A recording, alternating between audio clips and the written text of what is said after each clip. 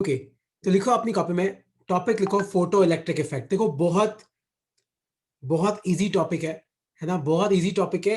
तुम समझना पहले ना, मुझे भी पहले क्या कराना है वो समझना एक बार। देखो, सपोज करो कि मान लो कि ये कोई बॉडी है और इसके पास मान लो 100 जूल की एनर्जी है।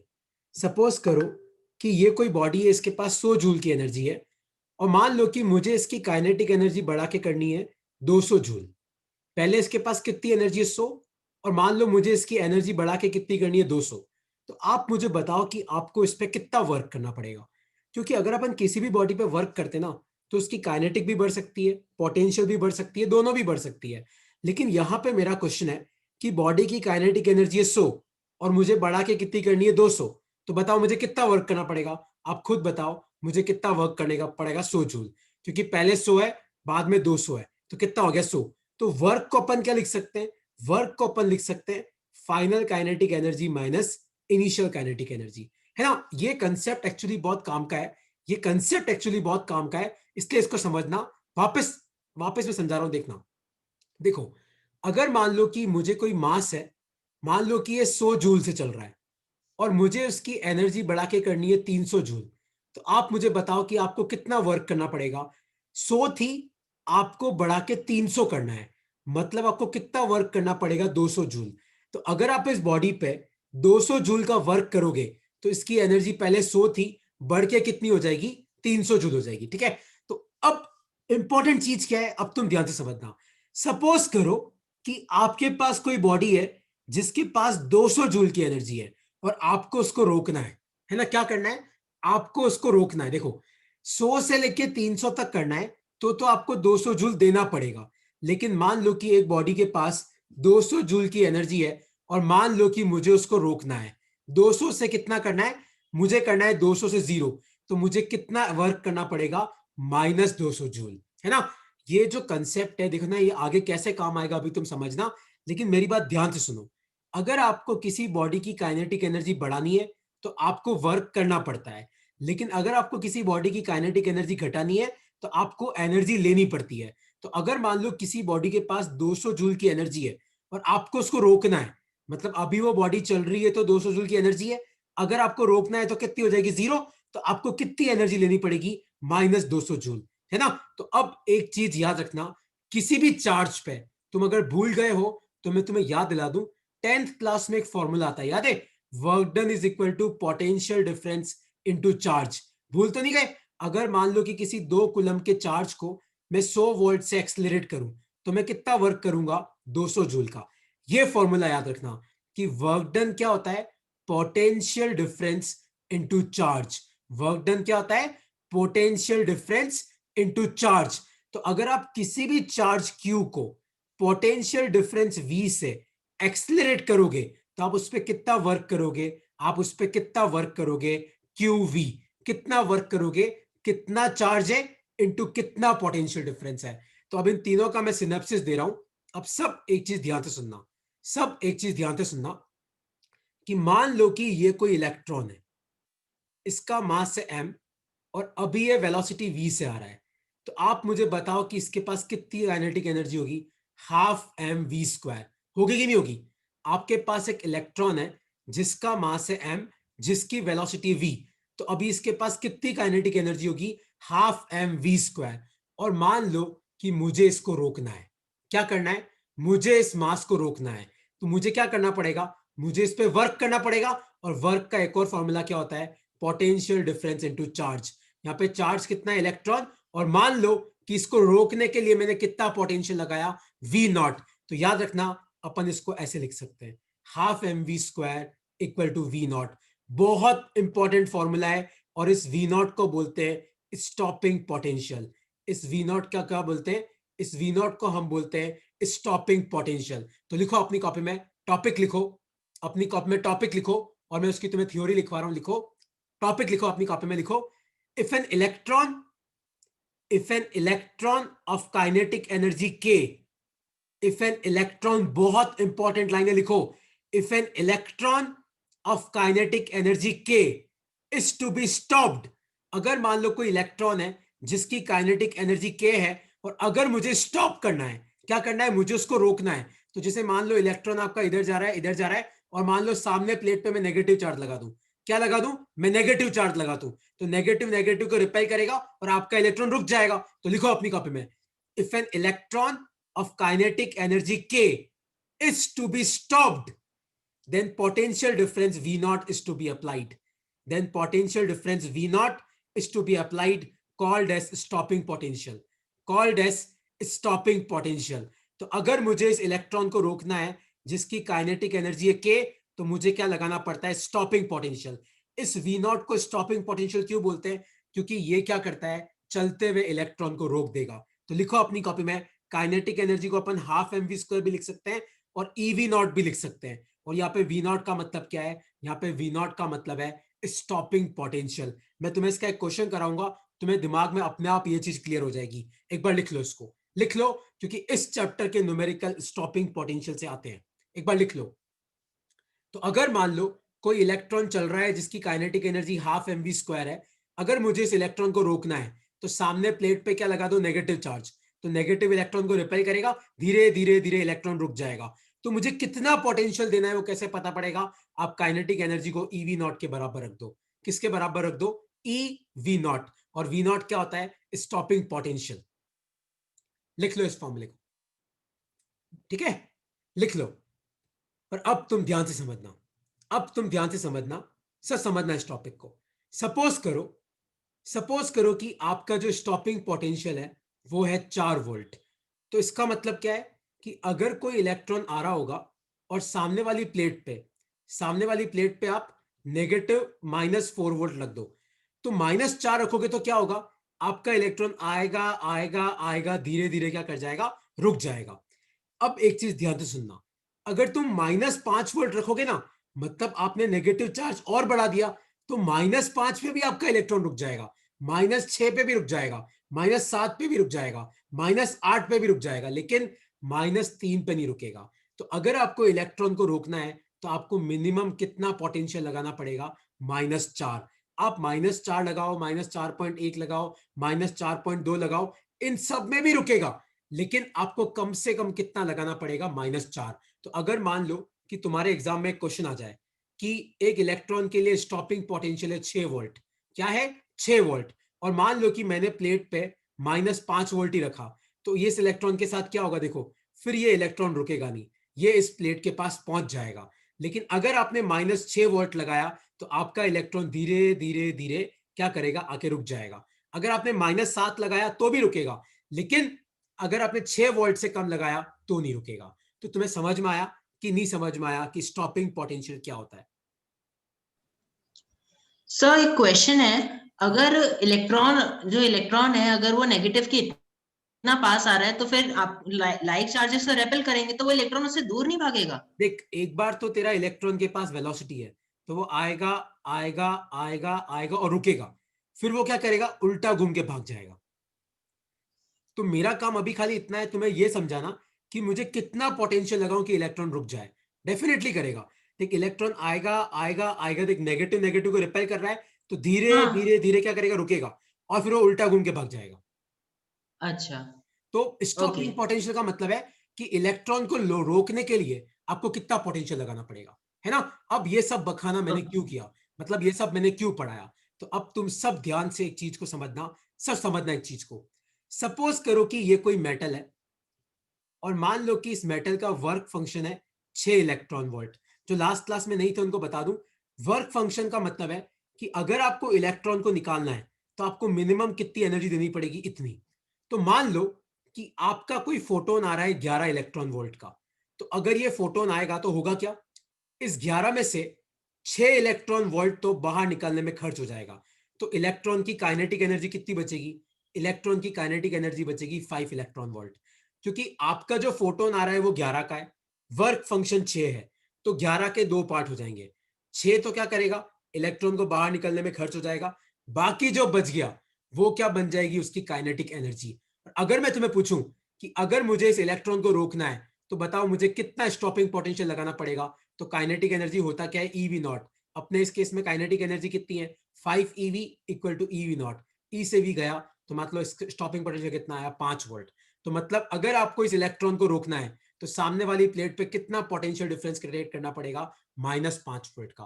कितना क्रिएट करना पड़ेगा? -5 वोल्ट का, है ना? तो एक क्वेश्चन मैं तुम्हें और पूछता हूं, फिर अपन इसकी थ्योरी पे आते हैं, है ना? मतलब एग्जाम में क्या लिखना है। तो मेरा क्वेश्चन है ये, सपोज करो कि एक 12 इलेक्ट्रॉन वोल्ट का फोटोन आ रहा है, आपका वर्क फंक्शन है 3 इलेक्ट्रॉन वोल्ट, तो आपको बताना है कि स्टॉपिंग पोटेंशियल कितना होगा।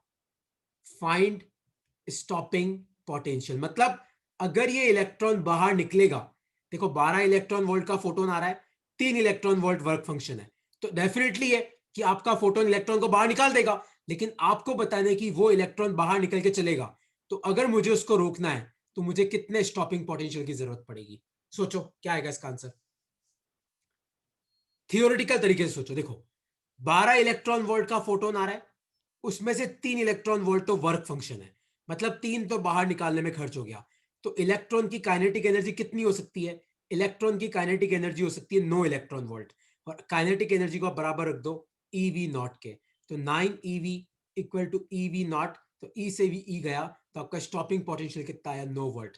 तो मतलब अगर आप अपनी प्लेट पे -9 वोल्ट का पोटेंशियल डिफरेंस रखोगे तो आपका इलेक्ट्रॉन क्या करेगा? रुक जाएगा। आप -10 रखोगे तो भी रुकेगा, -11 करोगे तो भी रुकेगा, पर -9 मतलब 9 से कम नहीं होना चाहिए, 9 से ऊपर होगा तो रुक जाएगा। तो किसी को इस कंसेप्ट में कोई डाउट है तो आप पूछो, इस कंसेप्ट में कोई डाउट है तो आप पूछो, क्योंकि फिर मैं इसकी थ्योरी तुम्हें लिखवा रहा हूं। किसी को इसके कंसेप्ट में कोई डाउट है तो आप पूछ सकते हो, ठीक है?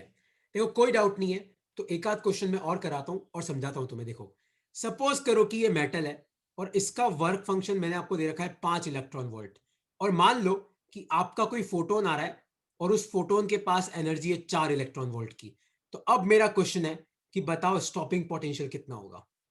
मान लो अब अगर मैं तुम्हें पूछूं कि फाइंड स्टॉपिंग पोटेंशियल, अब तो तुम ध्यान से देखो, अगर आपको इलेक्ट्रॉन को बाहर निकालना है तो कम से कम आपको 5 इलेक्ट्रॉन वोल्ट तो चाहिए, पर आपका जो फोटोन है वो तो कितना है? 4 का।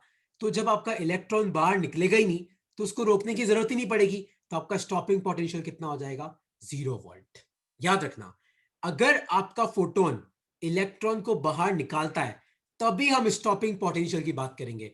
अरे यहां तो तुम्हारा इलेक्ट्रॉन बाहर निकलेगा ही नहीं तो उसको रोकने की जरूरत पड़ेगी नहीं, तो आपका स्टॉपिंग पोटेंशियल कितना आएगा? 0 वोल्ट। लिख लो अपनी कॉपी में, लिख लो, ऐसे डायग्राम बना के लिख लो ताकि तुम्हें याद रहेगा कि ऐसा क्यों हुआ 0 वोल्ट, क्योंकि आपके फोटोन की एनर्जी वर्क फंक्शन से कम है। तुम्हें याद है कल मैंने तुम्हें लिखना सिखाया था, फोटोन की एनर्जी होती है एच न्यू, वर्क फंक्शन होता है फाई नॉट, तो यहां पे आपका वर्क फंक्शन फोटोन की एनर्जी से ज्यादा है, तो कोई मतलब नहीं है, आपका स्टॉपिंग पोटेंशियल कितना होगा? 0 वोल्ट होगा, है ना? कोई डाउट है तो पूछो इसमें। सर अगर 5 ईवी का सॉरी 5 इलेक्ट्रॉन वोल्ट का फोटोन आ रहा है और वर्क फंक्शन 5 ईवी है, तो इलेक्ट्रॉन बाहर आएगा या नहीं आएगा? आएगा। अगर मान ले तेरा फोटोन भी 5 इलेक्ट्रॉन वोल्ट का है और वर्क फंक्शन भी 5 है, तो होगा क्या? जैसे ही ये फोटोन आएगा और इलेक्ट्रॉन जैसे ही बाहर निकलेगा तो मेटल क्या करेगा? वापस उसको अंदर बुला लेगा। तो 5.1 का होगा तो भी तेरा इलेक्ट्रॉन निकल के भाग जाएगा, लेकिन अगर मान ले 5 इलेक्ट्रॉन वोल्ट का फोटोन आया और वर्क फंक्शन भी 5 है, तो एक बार इलेक्ट्रॉन बाहर निकलेगा, तो कोई अगर तुम्हें पूछे कि क्या इलेक्ट्रॉन निकलेगा, हाँ इलेक्ट्रॉन बाहर निकलेगा, लेकिन जैसे ही इलेक्ट्रॉन बाहर निकलेगा वो मेटल उसको वापस अपने अंदर खींच लेगा। तो अगर तुम्हें एमिशन कराना है तो आपके फोटोन की एनर्जी कम से कम 5 से ऊपर होनी चाहिए, ओके सर। ठीक है? तो अब तुम ध्यान से सुनो, तो अब एक और प्रैक्टिस कर लो, एक क्वेश्चन और। सपोज करो कि आपका जो मेटल है और आपके मेटल का वर्क फंक्शन है 10 इलेक्ट्रॉन वोल्ट, और मान लो आपका जो फोटोन आ रहा है वो आ रहा है 15 इलेक्ट्रॉन वोल्ट का। मान लो कि तुम्हें एच न्यू कितना दे रखा है? 15, वर्क फंक्शन 15। तो अब आप मुझे बताओ क्या चीज बतानी है? एक तो आपको बतानी है कि मैक्सिमम काइनेटिक एनर्जी कितनी हो सकती है, और दूसरा आपको बताना है कि स्टॉपिंग पोटेंशियल कितना हो सकता है। ट्राई करो, चेक करो। 15 इलेक्ट्रॉन वोल्ट का फोटोन आ रहा है, वर्क फंक्शन 10 है, तो आपको बताना है कि जो इलेक्ट्रॉन निकलेगा उसकी मैक्सिमम काइनेटिक एनर्जी कितनी हो सकती है और स्टॉपिंग पोटेंशियल कितना हो सकता है। तो देखो 15 इलेक्ट्रॉन वोल्ट का फोटोन आ रहा है, तो H nu equal to phi naught plus K max. इस इक्वेशन को लिख लो अपनी कॉपी में, इसको लिख लो अपनी कॉपी में। तो फोटोन की जो एनर्जी होती है उसके दो पार्ट हो जाते हैं, एक पार्ट तो आपके इलेक्ट्रॉन को बाहर निकालने में खर्च हो जाता है, वो कौन सा पार्ट है, वर्क फंक्शन, और बाकी बन जाती है काइनेटिक एनर्जी। और इसको केमेक्स क्यों लिखते हैं मैं तुम्हें अभी समझाता हूं। देखो, तो जो फोटोन आ रहा है वो 15 का है, एक सेकेंड, और आपका वर्क फंक्शन है 10, प्लस लिखो केमेक्स, तो आपका केमेक्स कितना आएगा, आपका केमेक्स आ जाएगा 5 इलेक्ट्रॉन वोल्ट। तो इस केमेक्स का मतलब है कि आपका जो इलेक्ट्रॉन निकलेगा उसकी मैक्सिमम 5 हो सकती है, मतलब 4 वाला इलेक्ट्रॉन भी निकल सकता है, 3 वाला भी निकल सकता है, 2 वाला भी निकल सकता है। उसका रीजन क्या है, क्योंकि जब आपका इलेक्ट्रॉन मेटल के अंदर से बाहर निकलेगा तो रास्ते में वो एटम से कोलाइड भी करेगा, तो क्या पता उसकी थोड़ी बहुत एनर्जी वहां पे खर्च हो जाए। तो मैक्सिमम काइनेटिक एनर्जी कितनी हो सकती है, 5। तो अगर 15 इलेक्ट्रॉन वोल्ट का फोटोन आ रहा है तो 10 इलेक्ट्रॉन वोल्ट तो इलेक्ट्रॉन को बाहर निकलने में खर्च हो गए, बाकी 5 क्या बच जाएगी, उसकी काइनेटिक एनर्जी। और अब अगर आपको स्टॉपिंग पोटेंशियल निकालना है तो इसको ईवी नॉट के बराबर रखो, ई से ई गया तो आपका स्टॉपिंग पोटेंशियल कितना आया, 5 वोल्ट, है ना। तो आप सामने वाली प्लेट पे कितना पोटेंशियल लगाओगे, -5, ताकि आपका इलेक्ट्रॉन रुक जाए। इस तरीके से इसका आंसर करते हैं। अब कोई डाउट है तो आप पूछ सकते हो। टीशा कोई डाउट है, ऋषिता, हैतल कोई डाउट है तो पूछो। लेकिन याद रखना कि अगर आपको फोटो इलेक्ट्रिक एमिशन कराना है तो जो फोटोन आ रहा है उसकी एनर्जी कम से कम वर्क फंक्शन से ज्यादा होनी चाहिए, है ना। कोई डाउट है इसमें तो आप पूछ सकते हो, नहीं तो फिर मैं थ्योरी पे आ रहा हूं। थ्योरी मतलब आपको अब इसको लिखना सिखाता हूं, ठीक है। तो ये इक्वेशन आ रही है आगे, तो ध्यान से देखो। तो लिखो अपनी कॉपी में Einstein's photo electric equation. Topic लिखो अपनी कॉपी में आइंस्टीन्स फोटो इलेक्ट्रिक इक्वेशन, और समझो इसको। देखो, when a photon of energy h nu falls on a metal surface, the energy of the photon is absorbed by the electron and is used in two ways. तो अगर आपका कोई photon है जिसकी एनर्जी h nu है और वो एक मेटल सरफेस पे गिरता है, तो इस फोटोन की एनर्जी के साथ दो चीजें होती हैं। A part of energy is used to overcome the surface barrier and come out of the metal surface. This part of energy is called as work function. तो फोटोन की एनर्जी का एक पार्ट तो क्या हो जाता है, बाहर निकालने में खर्च, और दूसरे का क्या होता है, ध्यान से देखो, the remaining part of the energy is used in giving velocity v to the emitted photo electron. This is equal to the maximum kinetic energy of the photo electron where m is the mass of the photo electron. और फिर इसने क्या किया, देखो वही किया, h nu equal to phi naught मतलब work function, और हाफ mv स्क्वायर मतलब k मैक्स। तो इक्वेशन क्या बनेगी, h nu equal to phi naught plus k max. और के मैक्स को हम क्या लिख सकते हैं, मैंने तुम्हें अभी बताया, के मैक्स को हम लिख सकते हैं ईवी नॉट। ईवी नॉट क्या होता है, स्टॉपिंग पोटेंशियल। तो ये लिखने के बाद नीचे तुम लिख लेना के मैक्स को अपन क्या लिख सकते हैं, ईवी नॉट। और यहां पे लिख लेना कि वी नॉट का मतलब क्या होता है, वी नॉट का मतलब होता है स्टॉपिंग पोटेंशियल। एक बार लिख लो इसको अपनी कॉपी में। तुम बाद में लिखना चाहो तो आप बाद में भी लिख सकते हो, ये नोट्स में मैं वैसे भी भेज दूंगा। लेकिन आइंस्टीन की फोटो इलेक्ट्रिक इक्वेशन को आपको इस तरीके से अच्छे से समझाना पड़ेगा। अगर थ्योरी में आता है तो जो यहाँ पे लिखा है आप अपनी लैंग्वेज में लिखो, कोई फर्क नहीं पड़ता, पर लिखना सब कुछ है।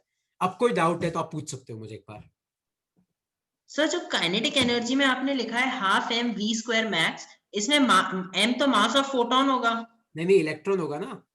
तेरा फोटोन आया, इलेक्ट्रॉन बाहर निकला, और इलेक्ट्रॉन चल रहा है ना, अच्छा, ओके सर।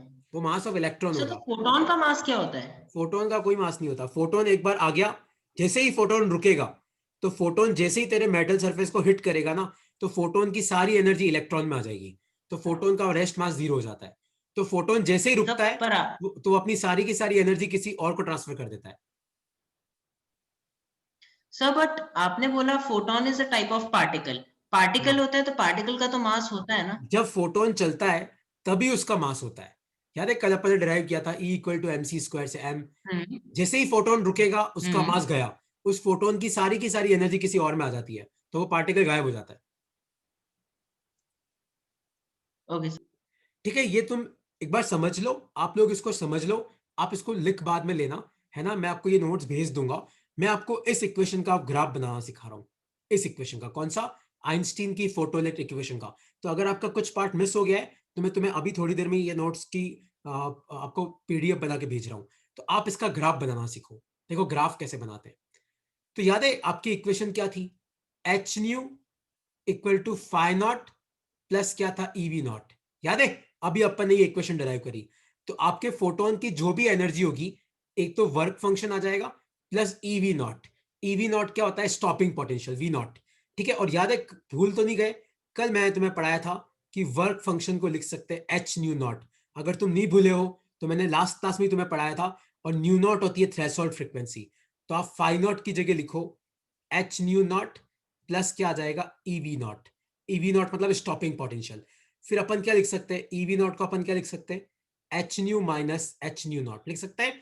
ईवी नॉट को उधर लेगा, एच न्यू नॉट को उधर लेके गया मैं, इसको उधर लेके गया, माइनस लग गया। और स्टॉपिंग पोटेंशियल को अपन क्या लिख सकते हैं? आप ई को नीचे भेजो तो H upon E minus H upon ई इधर आ जाएगा ये। तो स्टॉपिंग पोटेंशियल की इक्वेशन कितनी आई? H upon E nu minus H nu not upon E. ध्यान से देखो और कंपेयर करो, ये आपका y equal to M X plus C से। तो मान लो कि y एक्सिस पे आपका स्टॉपिंग पोटेंशियल है, x एक्सिस पे फोटोन की फ्रीक्वेंसी है, तो आपका स्लोप कितना आएगा? h अपॉन ई, आपका कांस्टेंट कितना है? इतना है ना। अब इसका मैं ग्राफ कैसे बना रहा हूं, अब तुम सब ध्यान से समझना। इसका ग्राफ कैसे बना रहा हूं, अब तुम समझना। सपोज करो y एक्सिस पे आपका है स्टॉपिंग पोटेंशियल, x एक्सिस पे आपकी है फ्रीक्वेंसी। ठीक है, अब एक चीज तुम ध्यान से समझना, मैंने आपको लास्ट क्लास में क्या बताया था कि अगर फोटोन की फ्रीक्वेंसी थ्रेशोल्ड फ्रीक्वेंसी से कम है तो आपका इलेक्ट्रॉन बाहर निकलेगा ही नहीं। आपका इलेक्ट्रॉन बाहर कब निकलता है? जब फोटोन की फ्रीक्वेंसी थ्रेशोल्ड फ्रीक्वेंसी से ज्यादा होती है।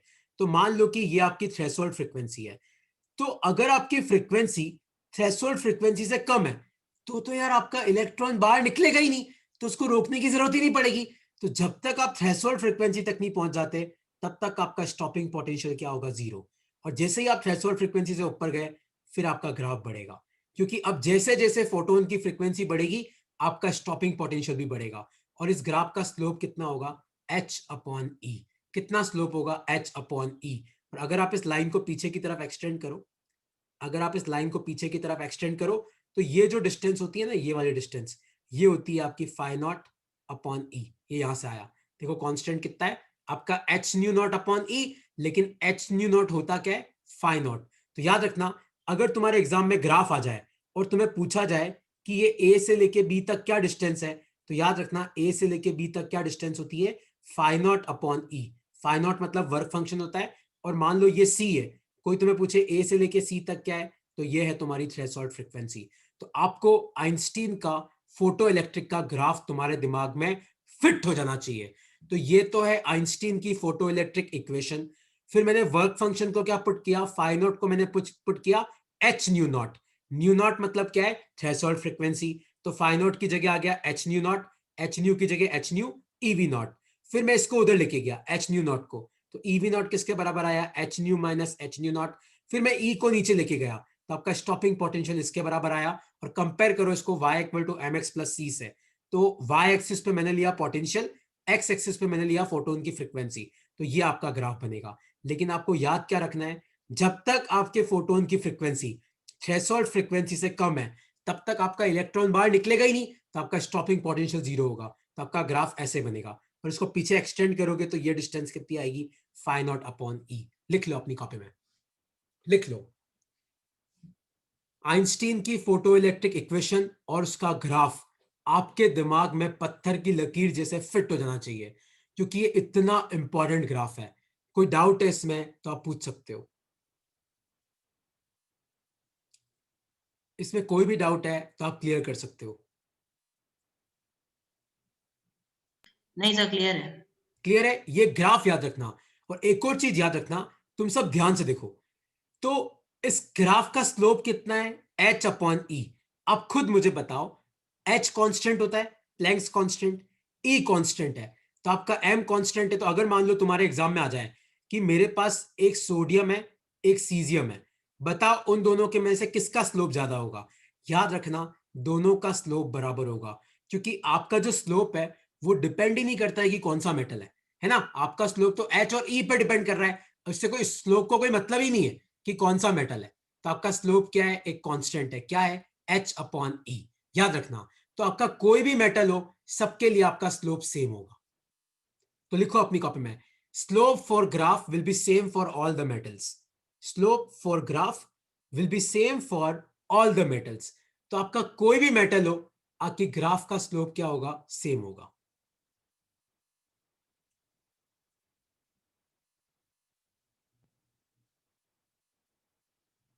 याद रखना है इस इक्वेशन को, और किसी को इसमें कोई डाउट है इक्वेशन में तो आप पूछ सकते हो। ठीक है, देखो एक टॉपिक और कराने से पहले मुझे आप लोगों से पूछना है, एक चीज पूछनी है, क्या तुम में से किसी की भी शाम को 7:30 क्लास होती है? आप में से किसी की भी 7:30 कोई क्लास है आज? क्योंकि अपने क्या, मुझे 5 क्लास और चाहिए तुम्हारा एक बार कोर्स कराने के लिए। तो 7:30 किसी की क्लास है तो एक बार आप मुझे इस क्लास के बाद मैसेज कर देना। अगर नहीं है तो अपन क्या करेंगे, आज 7:30 एक क्लास रख लेंगे, हाफ एन आवर की, तो ताकि अपना डुअल नेचर खत्म हो जाएगा, है ना। ताकि मैं चाहता हूँ कि नेक्स्ट वीक तक अपना कोर्स खत्म हो जाए, ताकि फिर अपन रिविजन कर सके, है ना। तो किसी की कोई क्लास हो 7:30 के बाद तो प्लीज आप मुझे मैसेज कर देना, नहीं तो मैं 7:30 आज शाम को क्लास रख लूंगा तुम्हारी, है ना। मैं बहुत धीरे धीरे पढ़ा रहा हूँ इसलिए तो टाइम लग रहा है। तो आप 7:30 के बाद क्लास हो तो प्लीज मुझे बताना, नहीं हो तो भी मुझे बता देना, ताकि मैं 7:30 तुम्हें लिंक भेज दूंगा, आप ज्वाइन कर लेना, है ना। अपन धीरे धीरे ही पढ़ते हैं, अपन भागते नहीं है, ठीक है। तो अब तुम लिखो अपनी कॉपी में, हो तो मुझे बता देना प्लीज यार। तो अब तुम लिखो अपनी कॉपी में, टॉपिक लिखो, इंपॉर्टेंट है, experimental setup, experimental setup for photo electric effect, experimental setup for photo electric effect. Topic लिखो अपनी कॉपी में, experimental setup for photo electric effect. तो इस फोटो इलेक्ट्रिक इफेक्ट को स्टडी करने के लिए हमने एक एक्सपेरिमेंट किया, तो उसका सेटअप कैसा होगा तुम ध्यान से देखना। तो देखो, सबसे पहले आपकी ये एक मेटल की प्लेट होगी जिससे इलेक्ट्रॉन निकलेंगे, और सामने एक मेटल की प्लेट होगी जहां पे इलेक्ट्रॉन पहुंचेंगे। तो एक को बोलते हैं हम एमिटर प्लेट। तो ध्यान से देखना, ये एक ट्यूब में बंद होगा, ये जो पूरा सेटअप है ना, ये आपका एक ट्यूब में बंद होगा इस तरीके से। तो ये जो आपकी प्लेट है ना, ये है आपकी एमिटर प्लेट। एमिटर प्लेट का मतलब यहां से आपके इलेक्ट्रॉन निकलेंगे, क्योंकि यहां से आपकी लाइट आएगी, यहां पे फोटोन टकराएंगे और इलेक्ट्रॉन आपके निकल के कहां भागेंगे, उस प्लेट की तरफ। सिंस ये प्लेट इलेक्ट्रॉन को कलेक्ट करेगी तो इस प्लेट का नाम आ जाएगा कलेक्टर प्लेट। और यहां पे जो ये विंडो है ना, इस विंडो के ऊपर क्वार्ट्ज की ग्लास है। कौन सी ग्लास है? क्वार्ट्ज की। मैं अगली स्लाइड में तुम्हें लिखवा दूंगा कि इस ग्लास का क्या मतलब है। तो आपके सेटअप में क्या है, देखो, एक तो एमिटर प्लेट जो जनरली आपकी अल्काली मेटल की बनती है, सोडियम सीजियम, सामने आपकी कलेक्टर प्लेट, और यहां पे ऊपर आपका विंडो है। ये क्या है? आपका विंडो, क्योंकि लाइट तो ऊपर से आएगी, और फिर अपन इसको कनेक्ट करेंगे। तो यहां पे अपन लगाएंगे एमिटर, ताकि पता तो पड़े कि अपन ने कितना करंट फ्लो कर रहा है। और फिर देखो, ये आपका सेटअप है, और अब नीचे क्या करेंगे हम लोग, इसको एक कम्यूटेटर से कनेक्ट करेंगे। किससे कनेक्ट करेंगे? कम्यूटेटर से। उसका मतलब क्या है मैं तुम्हें अभी समझा रहा हूं, ऐसे। तो ध्यान से देखो, अभी ये पॉजिटिव है, तो ध्यान से देखो, ये पॉजिटिव है, तो आपकी कलेक्टर प्लेट क्या हो जाएगी? पॉजिटिव। अगर आप इन कनेक्शंस को उल्टा कर दोगे, मान लो इसको उधर इसको उधर, तो आपकी कलेक्टर प्लेट नेगेटिव हो जाएगी। तो ये जो नीचे वाला पार्ट है ना, इसको बोलते हैं कम्यूटेटर, इसको बोलते हैं कम्यूटेटर। इसका यूज क्या है? To reverse polarity. इसका यूज क्या है? To reverse polarity of collector plate. तो सामने जो कलेक्टर प्लेट है, मान लो अगर आपको उसकी पोलैरिटी रिवर्स करनी है, मान लो अगर आपको उसको नेगेटिव देना है, तो आप इस सीक्वेंस को उल्टा कर दो। तो नीचे जो सीक्वेंस है, ये कम्यूटेटर, यहाँ पे एक एमिटर लगा हुआ है ताकि पता पड़े कितना करंट फ्लो कर रहा है। कलेक्टर प्लेट इलेक्ट्रॉन को कलेक्ट करेगा, एमिटर प्लेट से इलेक्ट्रॉन बाहर निकलेंगे, और ऊपर आपकी विंडो है, और यहाँ पे आपका क्वार्ट्ज का ग्लास है ना। तो इस डायग्राम को तुम अच्छे से बना लो, और इस डायग्राम की स्टडी फिर आज अपन शाम को करेंगे, है ना। शाम को करीबन करीबन मैं तुम्हारा चैप्टर क्लोज आउट कर दूंगा। तो प्लीज शाम के लिए अटेंड कर लेना। तुम्हारा कोई क्लैश हो रहा है तो मुझे मैसेज कर दो, अभी बाद में कर देना, मतलब अभी तो क्या। इस डायग्राम को बना लो। देखो, तुम्हें अच्छे से बनाना है तो देखो, नीचे अच्छे से बना रखा है मैंने, ये रहा देखो। तो ये आपकी कलेक्टर प्लेट, ये आपकी एमिटर प्लेट।